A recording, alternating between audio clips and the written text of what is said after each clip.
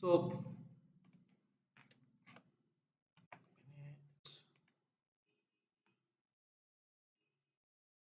হুম তো আজকে আমরা যেটা ডিসকাস করব, আলোচনা করব, model question paper 2। Model question paper 2, ঠিক আছে? তো মডেল কোশ্চেন পেপার 2 তোমরা অলরেডি পেয়ে গেছো আশা করি। আহ, আমি সেই কোশ্চেনগুলো একটু আলোচনা করে দেবো। দেখো, যেগুলো তোমরা পারবে, যে কোশ্চেনগুলো, সেগুলো নিয়ে আমি খুব একটা বেশি আলোচনা করব না। যেগুলো একটু মানে কঠিন টাইপের কোশ্চেন, সেগুলো নিয়ে আমি আলোচনা করবো। কোশ্চেন সব দেওয়া আছে, সুতরাং কোনো চিন্তা করার কোনো প্রয়োজন নেই। আমি কোশ্চেনগুলো, সেগুলো এর পিডিএফটা আমি দিয়ে দেবো এখানে। এবার তবে হ্যাঁ, পিডিএফটা কিন্তু সম্পূর্ণভাবে উত্তর করেনি। কিছু কিছু উত্তর তোমাকে কিন্তু ভিডিওটা দেখতে হবে, কিছু কিছু অ্যান্সার আছে, সেটা একটু দেখে নিও। আমি কিন্তু যেগুলো জানা জিনিস, একদম সোজা জিনিস, সেগুলো আমি কিন্তু খুব একটা বেশি আলোচনা করবো না। যেগুলো অজানা জিনিস, একটু একটু মানে স্লাইটলি অন্য টাইপের কোশ্চেন হচ্ছে, সেগুলো বিশেষ করে একটু আলোচনা করবো। ওকে, এবার উম, প্রথম কোশ্চেনই রয়েছে, সহজাত অনাক্রম্যতা প্রদানকারী দুটি শারীরবৃত্তীয় বাধার নাম লেখো। ঠিক আছে, আমরা শারীরবৃত্তীয় বাধা জানি, ফিজিওলজিক্যাল ব্যারিয়ার, যেটাকে আমরা ভৌত বাধাও বলি। ওকে, বা ফিজিক্যাল ব্যারিয়ারও বলি। ঠিক আছে, জীবাণু থেকে শরীরকে রক্ষা করার ক্ষেত্রে এদের ভূমিকা কি? দেখো, এখানে এক্সাম্পল দুটো দেওয়া আছে অলরেডি, মানে যেখানে এখানে আমি দিয়েছি, যেটা একটা হচ্ছে পাকস্থলীতে অবস্থিত HCl, আর একটা হচ্ছে চোখের জল। এছাড়া আরো হতে পারে, ধরো আমাদের লালা হতে পারে, অথবা আমাদের ত্বক হতে পারে। ঠিক আছে, এবার এই পাকস্থলীতে কি থাকে আমরা জানি, HCl থাকে। HCl কি করে, খাদ্যের যে HCl, HCl এ মানে অ্যাসিড থাকে প্রায় 1.5 এর কাছাকাছি পিএইচটা, তো হাইলি অ্যাসিডিক। সুতরাং সেক্ষেত্রে মানে জীবাণুকে মারার জন্য কাজে লাগে। আর লাইসোজাইম কি করে, মুখে লালাতে থাকে, চোখে থাকে, চোখের জলে থাকে, যেটা কি করে ব্যাকটেরিয়াগুলোকে মেরে ফেলে, ব্যাকটেরিয়ার কোষ প্রাচীরকে মেরে দেয়। ব্যাস, নেক্সট কোশ্চেনে আসবো। নেক্সট কোশ্চেন হচ্ছে, অ্যান্টিবায়োটিক অণুজীবের বৃদ্ধি রোধকারী ওষুধ হিসেবে পরিচিত উদাহরণ সহ বিবৃতি যুক্তিসঙ্গতভাবে ব্যাখ্যা করো। ঠিক আছে, এবার অ্যান্টিবায়োটিক অণুজীবের বৃদ্ধি রোধকারী ওষুধ হিসেবে পরিচিত, অ্যান্টিবায়োটিক কথাটার অর্থ কি? অ্যান্টিবায়োটিক মানে কি? বিভিন্ন যারা মানে বায়োটিক, কোনো জীবজ বস্তু, তাদের অ্যান্টি, তাদের মানে বিরোধী যারা, যেমন এখানে মেনলি হচ্ছে মানে অণুজীব। ঠিক আছে, ব্যাকটেরিয়া, বিশেষ করে ছত্রাক, এদের কি করে, অ্যান্টিবায়োটিক গুলো এদের কি করে, নষ্ট করে। যেমন এখানে পেনিসিলিয়াম নোটেটাম আমরা জানি, যেখান থেকে কি পাই আমরা, পেনিসিলিন পাই। এই পেনিসিলিন কি করে, ব্যাকটেরিয়ার কোষ প্রাচীর গঠনে বাধা তৈরি করে। মানে ব্যাকটেরিয়ার কোষ প্রাচীরই যদি তৈরি না হয়, তাহলে কি হবে, ব্যাকটেরিয়ার সার্ভাইভ করতে পারবে না, they will die. Okay, next, filariasis আক্রান্ত রোগীদের রক্ত পরীক্ষার জন্য কেন রাতের বা অন্ধকারে রক্ত গ্রহণ করা হয়? এটা অলরেডি আমি বলেছি, বা তোমরা অবশ্যই এটা জানো, সোজা প্রশ্ন, যে রাতে ফাইলেরিয়ার যে জীবাণু, মাইক্রোফাইলেরিয়া গুলো, বা উচেলেরিয়া ব্যাংকপটি বলতে পারো, এরা কি করে রাতে, মানে দিনের বেলা এরা আমাদের যে রক্তজালক বলো, বা শিরার উপরের দিকে, যেগুলো চামড়ার পাশাপাশি অঞ্চলে, তারা কিন্তু রাতের বেলা চলে আসে। ঠিক আছে, কিন্তু দিনের বেলা এরা বেশি আলো সহ্য করতে পারে না। সেজন্য এরা কি করে, দিনের বেলায় আমাদের যে ধমনীর দিকে, অর্থাৎ মানে ভিতরের দিকের যে রক্তবাহগুলো আছে, সেই দিকে কিন্তু সে চলে যায়। ঠিক আছে, এরা একটা বিশেষ এই এই যে রাতের বেলা এরা মানে চামড়ার দিকে চলে আসে, এবং দিনের বেলায় যে এরা অন্ধকারে চলে যায়, এই প্রসেসটাকে কি বলা হয়? এই প্রসেসটার নাম মনে রাখবে, নকটার্নাল পিরিওডিসিটি। ওকে,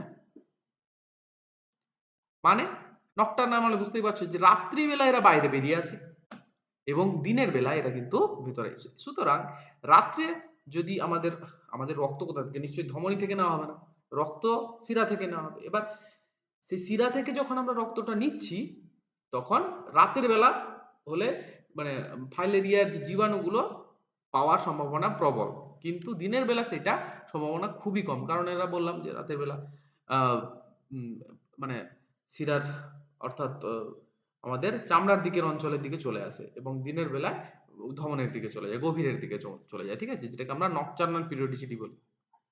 ওকে, নেক্সট কোশ্চেন, সিগারেট বা তামাকের প্যাকেটের উপর ধূমপান মৃত্যু ঘটায় অথবা তামাক ক্যান্সারের কারণ। এই আইনি সতর্কীকরণ তোমরা নিশ্চয়ই দেখেছো।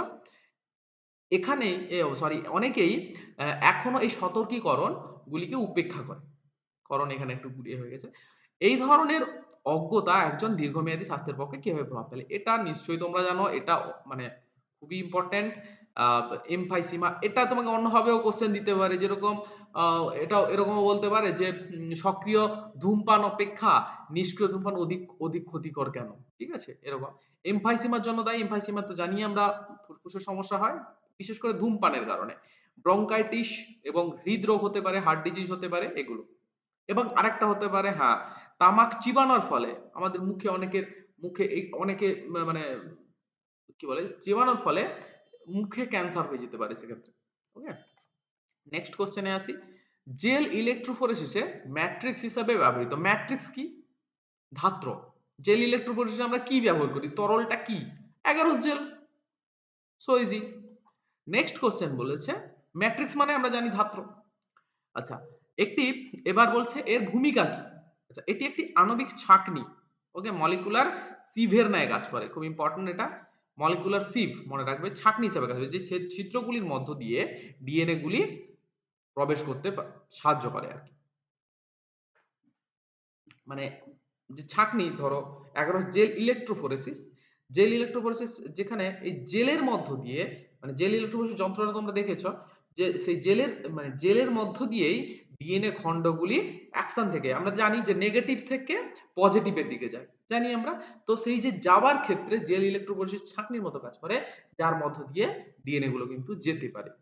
ঠিক আছে? মানে ধরো আমি জাস্ট এখানে একটু দেখাচ্ছি, এখানে জাস্ট দেখো, এই যে জেল ইলেকট্রোফোরেসিস, এবার এই যন্ত্রে আমি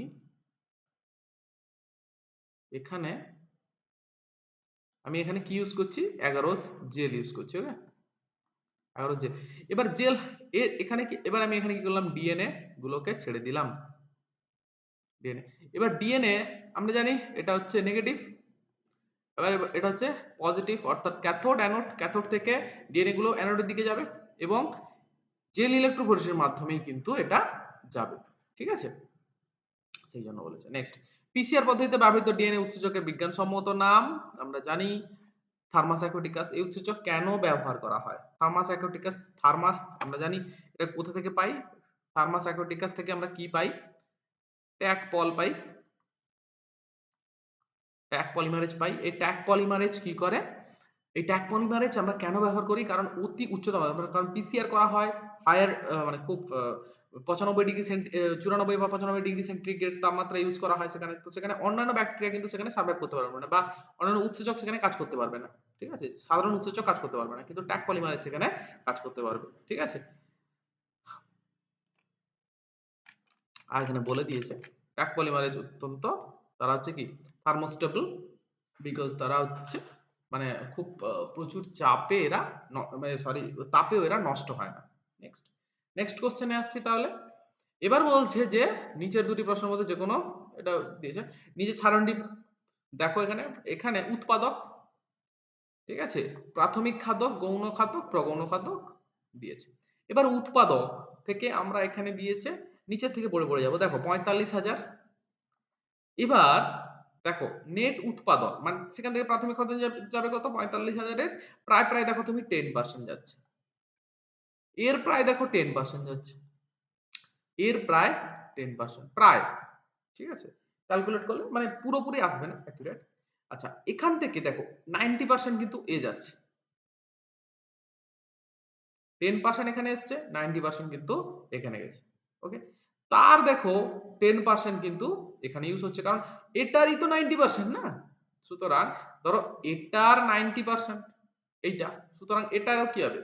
10% এর কাছাকাছি। সুতরাং আমাকে এইভাবে দিয়েছে ব্যাপারটা। বলছে মোট প্রাথমিক উৎপাদনশীলতা কত? এবার প্রাথমিক উৎপাদনশীলতা মানে এখানে আমাকে চেয়েছে কি? জিপিপি। প্রাথমিক উৎপাদন দুই প্রকার, ঠিক আছে? Gross primary production and net primary production আমরা জানি, ঠিক আছে। এখানে আমাকে চেয়েছে জিপিপি। জিপিপি কি করে পাবো? কারণ আমাকে উৎপাদকের এখানে আমাকে গ্রস বলেনি, এখানে নেট বলেছে, মানে আমাকে এটা যেটা দিয়েছে এনপিপি, রাইট? এনপিপি দিয়েছে। এবার তাহলে আমি জিপিপি কি করে পাবো? তাহলে জিপিপি সমান আমরা জানি কি, জিপিপি সমান আমরা কি জানি যে এনপিপি লেখা আছে অলরেডি, এনপিপি প্লাস আর বা এনপিপি সমান জিপিপি মাইনাস আর, যাই করো একই জিনিস। তো এখানে আমি এনপিপি প্লাস আর দিতে আমি এই যে এনপিপি দিয়েছি, এখানে আর এর মান দিয়েছি, সুতরাং অ্যাড করে দিচ্ছি, answer. So easy. Next question এখানেই বলেছে 2 নম্বরে যে উৎপাদক থেকে শীর্ষ মাংসাশী পর্যন্ত মোট উৎপাদনের প্রবণতা বিশ্লেষণ করো। এবার মোট উৎপাদন তুমি যদি খেয়াল করো তাহলে মোট উৎপাদন কি, মোট উৎপাদন কি করে পাচ্ছি? মোট উৎপাদন প্রবণতা, প্রবণতা মানে ট্রেন্ডিং বলছে যে আমার 45,000 প্লাস এটা, ঠিক আছে। তারপরে নেক্সট টাইমে আমি কি করব, মানে আমি সবগুলোকে যোগ করে করে যাব, এখানে সেটা যদিও লাগবে না, যোগ করে করে গেলে দেখবে সব কি 10% হারিয়ে যাচ্ছে, কারণ আমরা লিন্ডেম্যানের 10% সূত্রে কি পড়েছি, আমরা লিন্ডেম্যানের 10% সূত্রে কি পড়েছি যে এই যে 10% সূত্র নেই, ঠিক আছে, যে মানে উৎপাদক থেকে গৌণ খাদক, সরি প্রাথমিক খাদক, সেখান থেকে গৌণ খাদক, সেখান থেকে প্রগৌণ খাদক পরপর 10% হারে যাবে, ঠিক আছে। নেক্সট, শীতকালে সাইবেরিয়ান সারসদের ভারতে চলে আসতে তুমি নিশ্চয়ই দেখেছো অথবা তাদের কথা শুনেছো, এমনটা কেন হয় বলে তোমার মনে হয়? এবার শীতকালে সাইবেরিয়ার তাপমাত্রা অত্যন্ত, সাইবেরিয়া আমি বলেছিলাম সাইবেরিয়ান কুকুরদের কথা, যারা আমার কাছে পড়েছিল তারা জানবে, -40°C তারা থাকে, প্রচন্ড ঠান্ডা, প্রচন্ড ঠান্ডা চলে যেতে পারে -40°C। ওকে, ওটাকে কি বলে, হাস্কি, হাস্কি, হ্যাঁ। শুধু শীতকালে সাইবেরিয়ার তাপমাত্রা অত্যন্ত নিচে নেমে যায় এবং প্রবল তুষারপাতের ফলে খাদ্য সংকটও দেখা দেয়। তাই তীব্র শীত ও খাদ্যাভাব থেকে বাঁচতে অবহেলিত উষ্ণ তাপমাত্রায়, উষ্ণ এবং খাদ্যের প্রাচুর্য আছে এমন অঞ্চলে অর্থাৎ ভারতে পরিযায়ী পাখিরা চলে আসে, খাদ্যের অভাব আরকি। এই নেক্সট কোয়েশ্চেন, ম্যালিগন্যান্ট টিউমার ও বিনাইন টিউমারের পার্থক্য লেখো। এটা খুবই মানে ইম্পর্টেন্ট একটা কোশ্চেন, আমি বহুতবার আমি আমার পরীক্ষাতে অনেকবার দিয়েছি, দেখো এখানেও দিয়েছে, মানে আমি আর কি বলবো, এটা নিয়ে আমি আর কতবার বলবো, আমি অনেকবার বলেছি ম্যালিগন্যান্ট আর বিনাইনের মধ্যে পার্থক্য ভেরি ভেরি ইম্পর্টেন্ট। আমি আমার মানে 3টা না 4টা পরীক্ষা নিয়েছিলাম, তার মধ্যে 2টো পরীক্ষাতে দিয়েছিলাম এই কোশ্চেন। ম্যালিগন্যান্ট অন্যভাবে কোশ্চেনটাকে অন্যভাবে ডিরেক্ট কোশ্চেন করেছে, খুবই ভালো। ম্যালিগন্যান্ট টিউমার এবং বিনাইন টিউমারের মধ্যে পার্থক্য। ম্যালিগন্যান্ট টিউমার এখানে দেওয়া আছে অলরেডি, আমি আর এখানে বলার কিছু নেই, আমি এটা সম্বন্ধে বলছি না।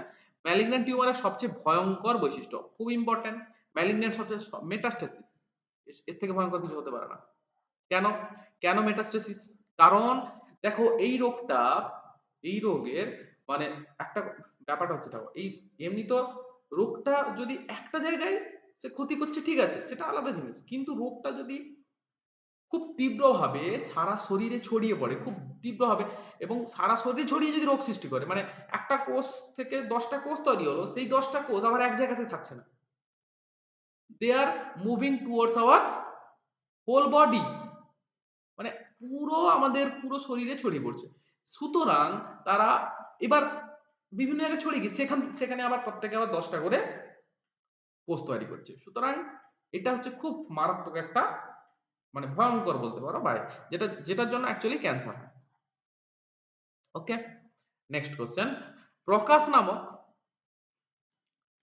25 বছর বয়সী একজন হৃদরোগ একজন রোগী দীর্ঘস্থায়ী কোষ্ঠকাঠিন্য, পেটে ব্যথা এবং ঘন ঘন পেট ফাঁপার অভিযোগ নিয়ে ক্লিনিকে আসেন। তিনি আর আর মলে শ্লেষ্মা ও মাঝে মাঝে রক্ত জমাট বাঁধার কথাও জানেন, ঠিক আছে। নেক্সট পেজে যাই একটু, তোমার বোধ অনুসারে রোগটিকে চিহ্নিত করো। নেক্সট বলছে রোগটির জীবাণুর বৈজ্ঞানিক নাম কি, শরীরে রোগ জীবাণুর অবস্থান। দেখো আমি আরেকবার পেজে যাব, আগের পেজে বলেছে প্রকাশ 25 বছর বয়সী, কোষ্ঠকাঠিন্য, কোষ্ঠকাঠিন্য হতেই পারে, আর কোন কোন রোগে হয় আমাকে দেখতে হবে, রোগের লক্ষণগুলোকে আমাকে খেয়াল রাখতে হবে। পেটে ব্যথা, কোষ্ঠকাঠিন্য হচ্ছে পেটে ব্যথা হচ্ছে, এছাড়া পেট ফাঁপা, খিদা পাচ্ছে না, ক্ষুধামান্দ, ঠিক আছে, এই সকল। আর কি হচ্ছে মলে শ্লেষা যাচ্ছে মল দিয়ে, আর রক্ত জমাট বাঁধা, দেখবে এগুলো কোন কোন রোগের লক্ষণ, ঠিক আছে। এটা হচ্ছে আমাশয় বা অ্যামিবিয়াসিস, ঠিক আছে। অ্যামিবিয়াসিস রোগের লক্ষণ আমরা জানি, এর জীবাণুর নামও জানি এন্টামিবা হিস্টোলাইটিকা, প্রোটোজোয়া এটা এক ধরনের কিন্তু, ঠিক আছে। অবস্থান মানুষের বৃহদন্ত্রে, ঠিক আছে। রোগ ও জীবাণু রোগজন্য অবস্থান, কোথায় অবস্থান করে, বৃহদন্ত্রে, ক্ষুদ্রান্তে এবং বৃহদন্ত্রে, ক্ষুদ্রান্তেও লিখতে পারো। তবে বেশিরভাগ ক্ষেত্রে কিন্তু বৃহদন্ত্রে এরা থাকে। ওকে, জৈব সারের ৩টি প্রধান উৎসের তালিকা তৈরি করো। দেখো জৈব সারের উৎস এবং প্রতিটি একটি করে উদাহরণ দাও। ব্যাকটেরিয়া, রাইজোবিয়াম, রাইজোবিয়াম আমরা জানি সিম্বগোত্রীয় উদ্ভিদের সঙ্গে, সায়ানোব্যাকটেরিয়া, অ্যানামিনা, নস্টক, ঠিক আছে, নাইট্রোজেন যুক্ত করে, নাইট্রোজেন সংযুক্তকারী। মাইকোরাইজা, মাইকোরাইজা হচ্ছে আহ, ছত্রাক এবং উদ্ভিদের মূলের সহাবস্থান, এরা ফসফরাস শোষণ করে। গ্লোমাস, এগুলো ইজি কোশ্চেন, এই কোশ্চেনটা মানে ডিরেক্ট কোশ্চেন। প্রাথমিক নিম্নলিখিত ব্যাখ্যা করো। প্রাথমিক স্লাজ, প্রাইমারি স্লাজ, সক্রিয় স্লাজ, অ্যানারোবিক স্লাজ ডাইজেস্টার, খুবই ভালো। আচ্ছা, প্রাথমিক স্লাজ কোনটা আমরা জানি, যেটা হচ্ছে একদম মানে কি বলে প্রাইমারি সেটেলিং ট্যাঙ্কে আমরা যেটা ব্যবহার করি, প্রথমে যেটা থিতিয়ে পড়ছে একদম সেটেলিং ট্যাঙ্কে। দেখো বর্জ্য জল পরিশোধনের প্রাথমিক ধাপে থিতিয়ে পড়া বা ভাসমান, থিতিয়ে পড়া ভাসমান কঠিন বর্জ্যগুলো, ঠিক আছে। তৃতীয় পড়া ভাসমান নয়, তৃতীয় পড়া, ভাসমানটা এটা এখানে হবে না। কঠিন বর্জ্যগুলোকে বলা হয় প্রাইমারি স্লাজ। সক্রিয় স্লাজ কাকে বলছে, যেখানে ফ্লক্স থাকে, এটা আমরা জানি, ঠিক আছে। গৌণ পরিশোধনের সময় বায়বীয় ট্যাঙ্কে ব্যাকটেরিয়া ও ছত্রাকে যে ফ্লক্স তৈরি হয়, ফ্লক্স থাকে এখানে, ঠিক আছে, তাকে সক্রিয় স্লাজ বলি।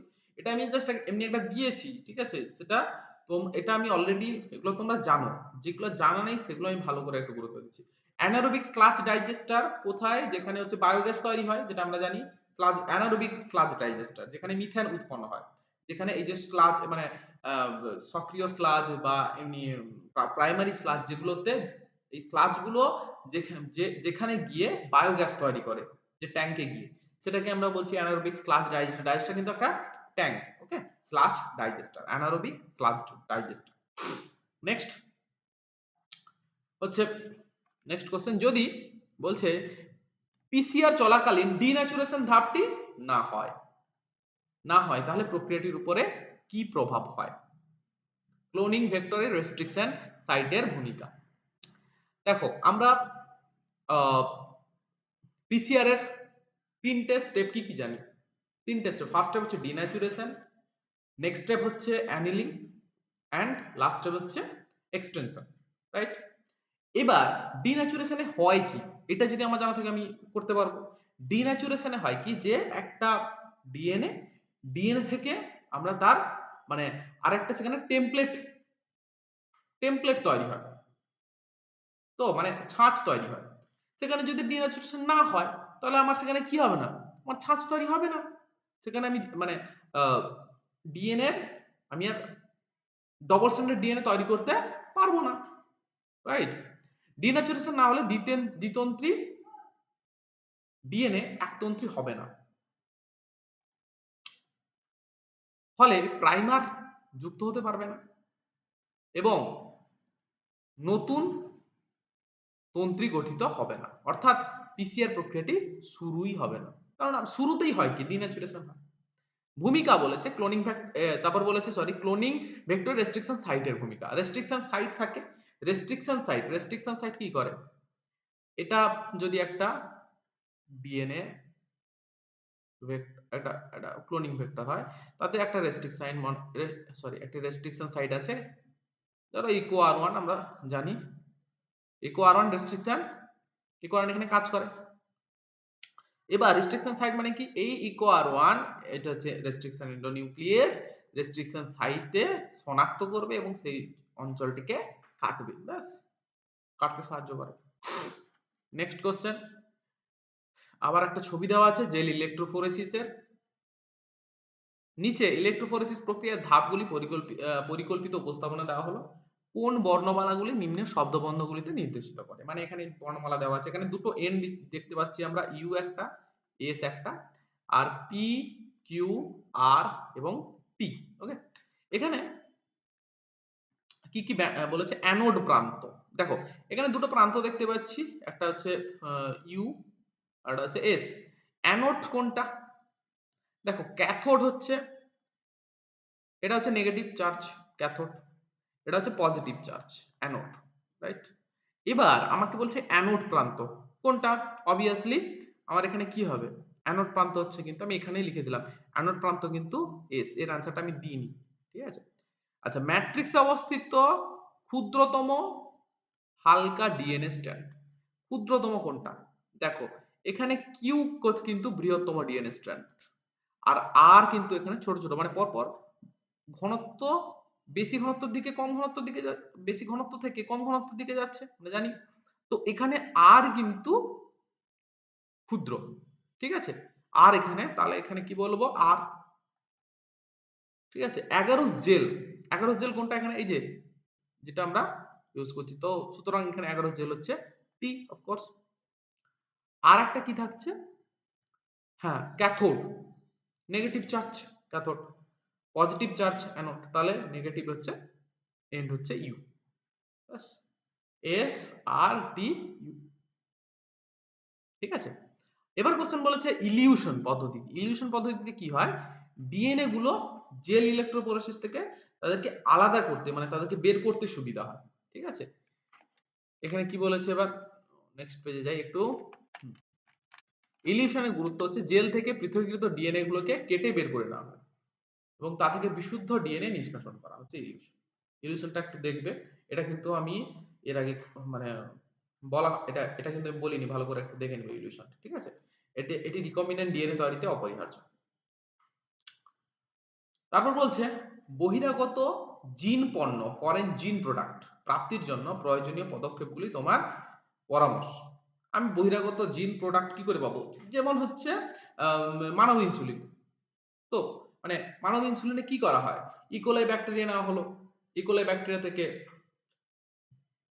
ভেক্টর পিবিআর-32 কে এক্সট্রাক্ট করা হলো, পিবিআর-32 সঙ্গে আহ, মানে জিন, ইনসুলিনের জিন প্রবেশ করিয়ে আরটিএনএ তৈরি করা হলো, দিয়ে সেটাকে আবার ইকোলাইতে প্রবেশ করিয়ে তার তৈরি করা হলো। তো সেখানে প্রসেস গুলো কি সেটাই চেয়েছে, এখানে চেয়েছে প্রসেসটা কি কিরকম হয়, পরামর্শ মানে প্রসেস এখানে। তো এখানে প্রথমে কি করতে হবে? আমাকে উপযুক্ত বায়ো রিঅ্যাক্টর নির্বাচন করতে হবে, ঠিক আছে? নেক্সট হচ্ছে অপটিমাম বা অনুকূল পরিবেশ রাখতে হবে, এবং কালচার মিডিয়ামে পুষ্টি উপাদান সরবরাহ করা এবং নির্দিষ্ট সময় অন্তর উৎপাদিত পণ্য সংগ্রহ করা, মানে যেটাকে আমরা বলছি ডাউনস্ট্রিম প্রসেসিং, ঠিক আছে? এটা। তারপর বলছে যে জৈব নিরাপত্তা জনিত সমস্যাগুলি কি কি? জৈব নিরাপত্তা জনিত সমস্যা বলতে উম,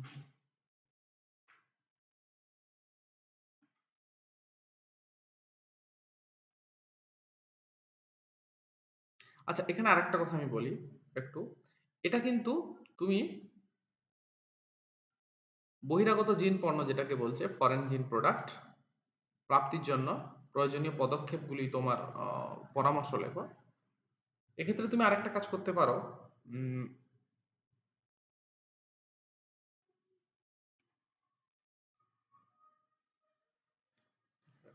তুমি একটা কাজ করতে পারো, এখানে কিন্তু দুটো জিনিস, যেহেতু বহিরাগত জিন পণ্য বলেছে, এখানে তুমি জেনেটিক ইঞ্জিনিয়ারিং ধাপগুলিও দিতে পারো, ঠিক আছে? দেখো এটা কিন্তু প্রসেস তার, সেখানে তুমি বহিরাগত জিন পণ্য মানে এখানে আহ, ওই যে যেটাকে বললাম যে বাইরের থেকে জিন কালেক্ট করা, কাঙ্ক্ষিত জিন কালেক্ট করা, তাকে ভেক্টরের সঙ্গে দিয়ে, সরি ভেক্টরকে কালেক্ট করা, দিয়ে ভেক্টরকে আর বহিরাগত জিনকে যুক্ত করা, দিয়ে আরডিএনএ তৈরি করা, এই আরডিএনএটাকে আবার ব্যাকটেরিয়ার মধ্যে প্রবেশ করিয়ে তার বৃদ্ধি ঘটানো, ঠিক আছে? এটাও করা মানে দুটো কাছাকাছি কিন্তু সেম জিনিস, ঠিক আছে, দুটোই কিন্তু সেম জিনিস, ঠিক আছে, করতে পারো। নেক্সট বলছে, এবার বলছে যে জৈব নিরাপত্তাজনিত সমস্যাগুলি কি কি? জৈব নিরাপত্তাজনিত সমস্যাগুলি কি কি? জৈব নিরাপত্তা মানে বায়োসেফটি, বায়োসেফটি যে বিচার্য বিষয়গুলো সেগুলো লিখলেই হবে, ঠিক আছে। তারপর বলেছে একটি, আমি আর এটা বলছি না, ঠিক আছে, এখানে দেওয়াও আছে, এমন একটি ভারতীয় পণ্যের নাম লেখো যার অবৈধ পেটেন্ট এক বিদেশ কর্তৃক মঞ্জুর করা হয়েছে। যেমন হচ্ছে এই যে বাসমতি চাল বা নিম বা হলুদ, এগুলো সব মানে বাসমতি চাল আমেরিকার এটাকে মানে পেটেন্টের দাবি করেছিল, নিম গাছের উপরে, হলুদের উপরে, এগুলো সবের উপরে। নেক্সট হচ্ছে নিচে 4টি প্রশ্নের মধ্যে যে কোনো 2টি প্রশ্নের সংক্ষিপ্ত উত্তর লেখো। বলছে 2টি উদাহরণ দিয়ে একটি নির্দিষ্ট এলাকার জীববৈচিত্র্যের উপর বিদেশি প্রজাতির অনুপ্রবেশ, মানে বাইরের প্রজাতি, এগুলো এটা ক্লাস 10 এর জিনিস, প্রভাব মানে 10 এও এটা ছিল আর কি, মানে বলছি আর কিছু না। যেমন হচ্ছে তোমরা জানো কচুরিপানা, কচুরিপানাকে আমরা কি বলি? টেরর অফ বেঙ্গল বলি। এই যে টেরর অফ বেঙ্গল কেন?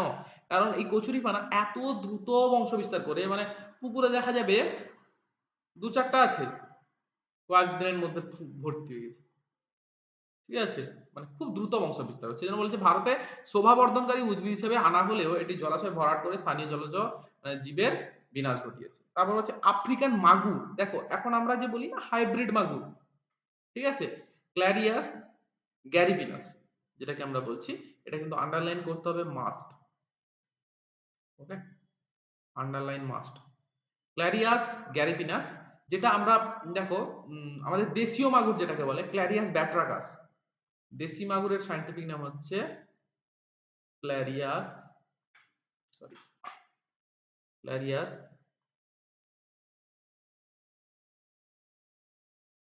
ক্ল্যারিয়াস ব্যাট্রাকাস, এটা হচ্ছে আমাদের দেশি যে মাগুর তার সাইন্টিফিক নেম।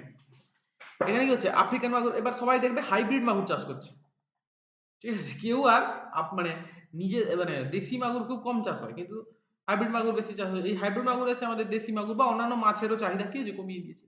পার্থেনিয়াম, যেটাকে আমরা গাজর ঘাস বলি, এটা একটি বিদেশি আগাছা যা গমের সাথে মিশে আমদানিকৃত হয়েছিল ভারতে, এবং এখানে এসে এরা দ্রুত বংশ বিস্তার করছে এবং অন্যান্য গাছের অবস্থা খারাপ করে দিচ্ছে। এছাড়া এদের পরাগাণু মানুষের শ্বাসকষ্ট, হাঁপানি, চর্মরোগ তৈরি করছে। নেক্সট কোশ্চেন, সাইলেন্ট ভ্যালি আন্দোলন, এটাতে আমি কোনো অ্যান্সার দিইনি। সাইলেন্ট ভ্যালি আন্দোলন তোমাদের বলা হয়েছে অলরেডি, কেরালা রাজ্যের পালাক্কাড় জেলার কুন্থিভুজা নামে একটি নদী, সেখান থেকে প্রায়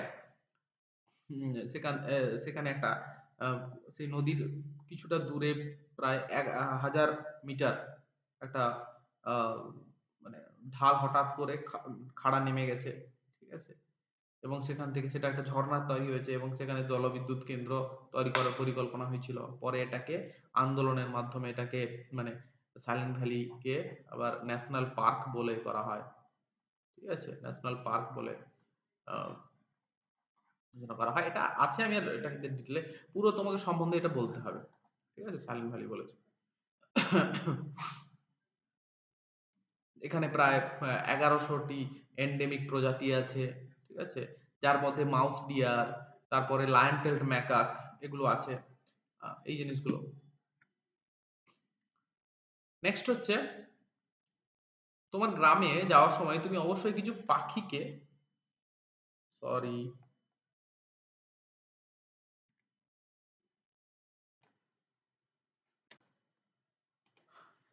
আসলে কারেন্ট চলে গেছিল, সমস্যা, যাই হোক, নেক্সট আসি। তোমার গ্রামে যাওয়ার সময় তুমি অবশ্যই কিছু পাখিকে গরুর পিঠে বসতে দেখেছো। এই পাখিরা গরুর পিছু নেয় কেন বলে তোমার মনে হয়? হুম, তো নিম্নলিখিত ভিত্তিতে জন্মহার ও মৃত্যুহারের পার্থক্য, প্রধান ধারণা এবং গরুর সরি জনসংখ্যার উপর প্রভাব। এবার এখানে কারণ যদি আমি বলি, ঠিক আছে, আহ দেখো কমেন্সালিজম আমরা জানি, এটা এটা এটা ফার্স্টের অ্যান্সারটা হচ্ছে কমেন্সালিজম হবে। কমেন্সালিজম মানে কি, যেখানে একটা কমেন্সালিজমের ক্ষেত্রে যে এক জিরো আর একটা হচ্ছে পজিটিভ। এবার জিরো মানে যেখানে হচ্ছে যাদের লাভ ক্ষতি কিছুই হবে না, এখানে গরুর কোনো লাভ ক্ষতি কিছু নেই। আর মানে পাখির গরুর গায়ে বসা এই তুলিগুলিকে বেছে বেছে খাচ্ছে, ঠিক আছে, সেটা হচ্ছে গরুর লাভ হচ্ছে সেখানে। সুতরাং অ্যান্সার নেক্সট বলছে কি, হ্যাঁ, জন্মহার এবং মৃত্যুহারের পার্থক্য এখানে, সেটা কিসের অনুপাতে, এই যে ধারণা বলেছে, প্রধান ধারণা জন্মহার হচ্ছে জন্মহার কাকে বলছে, কোনো পপুলেশনে, দেখো কোনো পপুলেশন ঘনত্ব আমি যদি দেখি, পপুলেশন ডেনসিটি, পপুলেশন ঘনত্ব, পপুলেশন ডেনসিটি, ঠিক আছে, জন্মহারের ফলে পপুলেশন ঘনত্ব কি হচ্ছে, বাড়ছে, এবং মৃত্যু হারের ফলে পপুলেশন ঘনত্ব কিন্তু কি হচ্ছে, কমছে। এটা হচ্ছে মেন প্রধান ধারণা। সেটাই বলছে, জন্মহার হচ্ছে একক সময়ে পপুলেশন নতুন সদস্যের সংখ্যা, একটা জায়গায় কোনো একটা পপুলেশনে জন্মের মাধ্যমে যতজন নতুন সদস্য অ্যাড হচ্ছে, আর মৃত্যুর হার হচ্ছে একটা নির্দিষ্ট সময়ে কোনো একটি পপুলেশনে মৃত্যুর মাধ্যমে যতজন সদস্য বাদ চলে যাচ্ছে, সেটাই। আর প্রভাব কি, জন্মহার যেটা আমি প্রথমবারে যে বললাম সেটাই ঠিক, জন্মহার হচ্ছে জনসংখ্যা বৃদ্ধি করে, পপুলেশন ডেনসিটি বাড়ায়, এবং মৃত্যু হার হচ্ছে পপুলেশন ডেনসিটি কমায়, ব্যাস। এবার ডি দাগে নেক্সট কোশ্চেন, একটি 40টি মৌমাছির মধ্যে 32টি জীবিত আছে, বাকিরা এক সপ্তাহের মধ্যে কোন একটি সংক্রমণে মারা গেছে, এক্ষেত্রে মৃত্যু হার কত? দেখো এখানে 40টির মধ্যে 32টি জীবিত আছে, মানে মারা গেছে কতগুলো, তাহলে মারা গেছে, তাহলে মর্টাল মানে মৃত্যু হয়েছে কতগুলো, 40 মাইনাস 32, তাহলে কত হচ্ছে, 8টি, ঠিক আছে। এবার হার, হার বের করবো কি করে, তাহলে মর্টালিটি মানে মৃত্যু হার, মৃত্যু হার সপ্তাহে বলেছে না, প্রতি সপ্তাহে, আমাকে সপ্তাহে চেয়েছে, তাহলে কত, 8/32 ইন্টু, সরি 8 বাই, ভুল বললাম, এটা 8/32 হবে না, সরি 8/32 হবে না, 8 মানে যত ইয়ে হচ্ছে 8/40 প্রাথমিক যেটা, ঠিক আছে, যতজন মারা গেছে বাই প্রাথমিক ইন্টু 100%, তাহলে হার পেয়ে যাবো। তাহলে কত হচ্ছে, 4 4 4 2 8, তাহলে কত হচ্ছে 20% পার সপ্তাহ,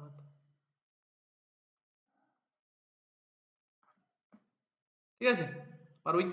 একটি অ্যামিবা, নেক্সট কোশ্চেন, একটি অ্যামিবা দ্বিবিভাজনের মাধ্যমে বংশবৃদ্ধি করে, 6 প্রজন্ম পরে পপুলেশনে অ্যামিবার সংখ্যা কত হবে, 6 প্রজন্ম পরে কত হবে, একদম সোজা আনসার 2 টু দি পাওয়ার 6। দ্বিবিভাজন মানে কি, যেখানে হচ্ছে আমার একটা থেকে দুটো, দুটো থেকে চারটা, চারটা থেকে আটটা, নট ছটা, ঠিক আছে, 2 টু দি পাওয়ার 6 করে দিলে পেয়ে যাবো। 2 এখানে হিসাব রাখবেন, 6টা নিতে হবে, 4 8 16 32 64, 64 আনসার।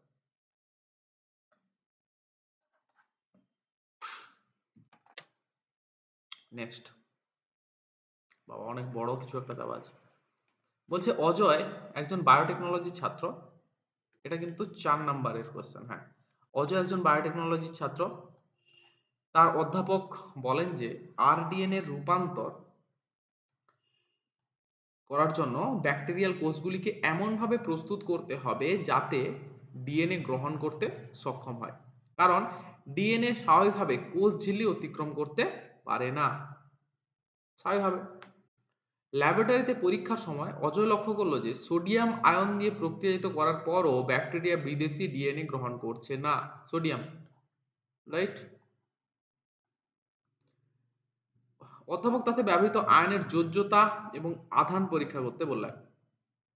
নাম্বার 1, ডিএনএ নির্ভর জিন স্থানান্তরের জন্য কি ধরনের আয়ন ব্যবহার করা হয় এবং কেন? নাম্বার 2, ডিএনএ নির্ভর জিন স্থানান্তরের অন্য কোন কোন পদ্ধতি ব্যবহার করা হয়? হিট শক প্রক্রিয়ার জন্য কেন সঠিক মাত্রা তাপমাত্রা দিতে হয়, হিট শক যে প্রসেসটা হয়। আচ্ছা, নাম্বার 1 হচ্ছে আয়ন, এখানে কিন্তু আমরা ভুল আয়ন ব্যবহার করছি, ক্যালসিয়াম আয়ন এখানে ব্যবহার করা উচিত, ডি পজিটিভ কাটায়ন, মানে ক্যালসিয়ামের যেহেতু এখানে কি আছে, Ca2+, ওই জন্য।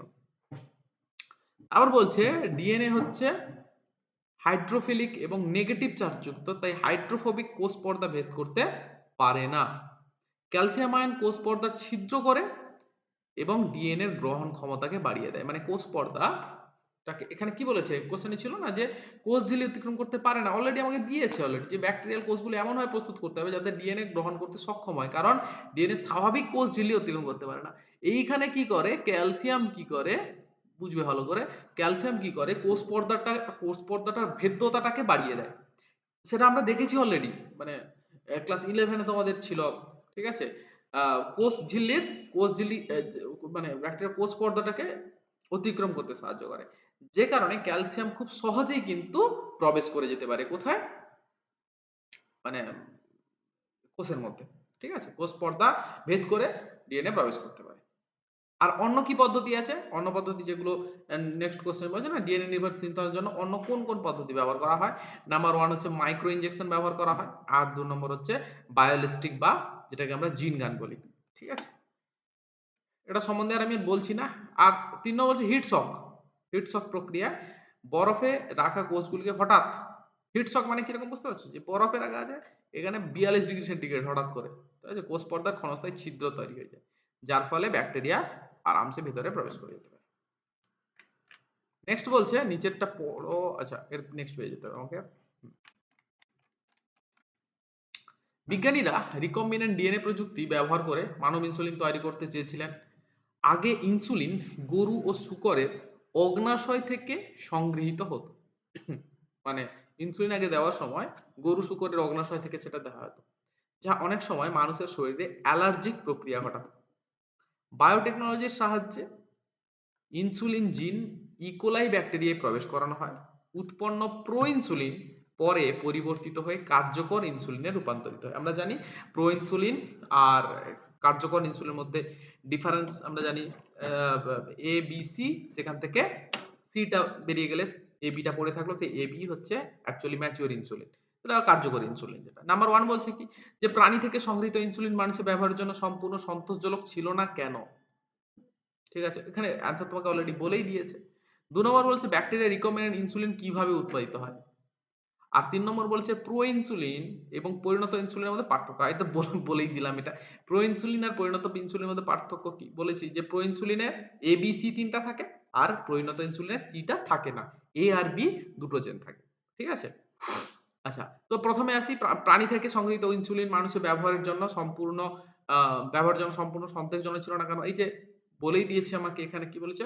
যে প্রাণী আ বা মানে যে থেকে মানব ইনসুলিন সামান্য আলাদা হওয়ায়, দেখো গরু বা প্রাণীর থেকে আলাদা হয়। তবে মানে সম্পূর্ণ আলাদা নয়, সামান্য আলাদা হয়। কি হতো? মানুষের অ্যালার্জি হতো। এখানে দিয়েছে না অ্যালার্জিক, শরীরে অ্যালার্জিক প্রক্রিয়া ঘটাতো। এবং অ আক কি বলেছে? অনাক্রম্যতাজনিত প্রক্রিয়ার সৃষ্টি করত। তাছাড়া এটি সংগ্রহ করা ব্যয় সাপেক্ষ এবং অর্থনৈতিক ছিল। উৎপাদন পদ্ধতি বলেছে ব্যাকটেরিয়া রিকম্বিনেন্ট ইনসুলিন কিভাবে উৎপাদিত হয় ব্যাকটেরিয়ায়। যেরকম আমরা জানি, আমি এক্ষুনি আগে বলছিলাম একটু একটু এতে, ওই যে ফরেন জিন প্রোডাক্ট বলতে গিয়ে, যে বাইরের থেকে ইনসুলিন, মানে কি বলে? ইনসুলিন বাইরের থেকে ইনসুলিন তৈরি করতে গেলে PBR322 ইকোয়ালি থেকে কালেক্ট করতে হবে, আর মানুষের থেকে ইনসুলিন কালেক্ট করতে হবে। দিয়ে দুটোকে রিকম্বিনেন্ট ডিএনএ তৈরি করে ইকোলাইতে প্রবেশ করাতে হবে। দিয়ে তৈরি করতে হবে। আর প্রো ইনসুলিনে এই যে সি টা থাকে, ঠিক আছে? পরিণত ইনসুলিনে যে সি টা থাকে না, এবিসি মানে প্রো ইনসুলিন এবিসি নিয়ে গঠিত, আর পরিণত ইনসুলিন শুধুমাত্র এবি দ্বারা গঠিত। এই নেক্সট কোশ্চেনে আসছি। জাতীয় উদ্যান ও বায়োস্ফিয়ার রিজার্ভের মধ্যে পার্থক্য লেখো। মিউচুয়ালিজম একটি ইতিবাচক জনসংখ্যা মিথস্ক্রিয়া। হ্যাঁ, উদাহরণ দিয়ে মিউচুয়ালিজমে কি হয়? একে অপরকে ছাড়া বাঁচতে পারবে না, এরকম ব্যাপারটা। ঠিক আছে? আর স্যাক্রেড গ্রোভ, পবিত্র বনবিথি। জাতীয় উদ্যান বায়োস্ফিয়ারের মধ্যে পার্থক্য। এটা কত নাম্বার আছে? ২ নাম্বারে রয়েছে এখানে। এই যে এখানে 2 প্লাস আছে। আচ্ছা, তাহলে জাতীয় উদ্যান আর বায়োস্ফিয়ার রিজার্ভ, আমি আগেই বলেছি জাতীয় উদ্যান হচ্ছে সবথেকে বড়। ঠিক আছে? তার মধ্যে থাকে, সরি। বায়োস্ফিয়ার রিজার্ভ হচ্ছে সবথেকে বড়, তার মধ্যে থাকে জাতীয় উদ্যান। মানে আর বায়োস্ফিয়ার রিজার্ভ হচ্ছে ইউনেস্কো এটাকে কন্ট্রোল করে। ঠিক আছে? আর জাতীয় উদ্যান দেশের হচ্ছে আমাদের মানে সেন্ট্রাল গভর্নমেন্ট এটাকে কন্ট্রোল করে। ঠিক আছে? মানে বায়োস্ফিয়ার রিজার্ভের ৩ টা অঞ্চল থাকে। কোর, ঠিক আছে? Buffer, transition, CBT। Core, buffer, transition ৩ টা লেয়ার থাকে। ঠিক আছে? জাতীয় উদ্যানে এরকম কোনো লেয়ার থাকে না। এগুলোই আছে। এখানে দিয়েছে কি দেখি? বলেছে কি? এটি কঠোরভাবে সংরক্ষিত এলাকা যেখানে মানুষের প্রবেশ ও ক্রিয়াকলাপ সম্পূর্ণ নিষিদ্ধ। বায়োস্ফিয়ার রিজার্ভের ক্ষেত্রে এটি বহুমুখী সংরক্ষিত অঞ্চল যেখানে ৩ টি ভাগ কোর, বাফার এবং ট্রানজিশন থাকে। আদিবাসী মানুষের বসবাস এবং গবেষণার সুযোগ থাকে। এটাই দুটোই দিয়েছে। এছাড়া অনেক আছে। আমি এখানে খুব একটা বেশি দিইনি। এবার হচ্ছে মিউচুয়ালিজম। মিউচুয়ালিজমের কথা যেটা বলেছিলাম এই যে মানে লাইকেনের কথা একটা বলেছে। লাইকেন, ঠিক আছে? তারপর এই যে আ রাইজোবিয়াম এবং শিম্বগোত্রীয় উদ্ভিদ। ঠিক আছে? লাইকেন হচ্ছে ছত্রাক এবং শৈবালের মিথজীবিতা। মিউচুয়ালিজম এর ক্ষেত্রে একটা জিনিস মাথায় রাখবে যে যেখানে মানে শুধু উপকৃত হয় এখানে, এখানে উপকৃত হয় এই কথাটা নয় কিন্তু। মিউচুয়ালিজম এর ক্ষেত্রে মানে দুজন কিন্তু দুজনকে ছাড়া বাঁচতে পারবে না। এটা কিন্তু মাথায় রাখতে হবে। মিউচুয়ালিজম এর ক্ষেত্রে এটা হবে। যে কেউ কাউকে ছাড়া বাঁচতে পারবে না। এটা মিউচুয়ালিজম। ঠিক আছে? আর স্যাক্রেড গ্রুপ বা পবিত্র গ্রুপ আদিবাসী বা স্থানীয় মানুষের ধর্মীয় বিশ্বাস, সংস্কৃতির কারণে এখানে হচ্ছে গাছ কাটা, প্রাণী হত্যা, গাছে হাত দিলে তোমার অবস্থা খারাপ করে দিবে। মেঘালয়ের খাসি, জয়ন্তিয়া, ঠিক আছে? পশ্চিমবঙ্গেও আছে। পশ্চিমবঙ্গের আছে কি কমেন্টে লিখবে তোমরা। ঠিক আছে? নেক্সট। জীবের এক্স সিটু সংরক্ষণের তুলনায় ইন সিটু সংরক্ষণের ৩ টি সুবিধা বর্ণনা করো। খুবই ভালো, খুব ভালো কোয়েশ্চেন এটা। নেক্সট। জীববৈচিত্র্য সংরক্ষণের আলোকে রিবেট প্রপার হাইপোথিসিস। কে দিয়েছিল এটা? পল এরলিচ। কি না? নেক্সট মানে অ্যান্সারটা কি বলেছে? কি আর এখানে দেখো। এই প্রজাতি এটি প্রজাতিকে তার নিজস্ব প্রাকৃতিক বাসস্থানে সাহায্য করে। এরকম একটা কোশ্চেন কিন্তু আগের এতেও ছিল। সেম টাইপের কোশ্চেন। বাস্তুতন্ত্রের সম্পূর্ণ খাদ্যজাল ও খাদ্য শৃঙ্খল অক্ষুণ্ণ থাকে। এটি তুলনামূলকভাবে কম ব্যয় সাপেক্ষ এবং একসাথে বহু প্রজাতি সংরক্ষণ করা যায়। এটা অলরেডি দেওয়া আছে। আর রিবেট প্রপার হাইপোথিসিস আমার নোটেও আছে যেটা আমি বলেছিলাম যে যেরকম প্লেনের হচ্ছে যে রিবেট যদি খুলে যায় মানে ইম্পর্টেন্ট যদি গুরুত্বপূর্ণ প্রজাতি যদি নষ্ট হয়ে যায় তাহলে সেটা কি হবে? যে প্লেনটাই ভেঙে পড়বে। যেটাকে আমরা কিস্টোন প্রজাতিও বলেছিলাম। ঠিক আছে? এই হচ্ছে ব্যাপার। খুব একটা সময় আমি বেশি নষ্ট করতে চাই না। এটা দেখবে। ঠিক আছে? আমি পিডিএফটা দিয়ে দিব। খুব একটা কঠিন নেই। হ্যাঁ, তবে মানে টোটাল হয়তো ২-৩ নাম্বার একটু এদিক ওদিক আছে। একটু সেগুলো একটু দেখে নিবে। ঠিক আছে? Thank you so much.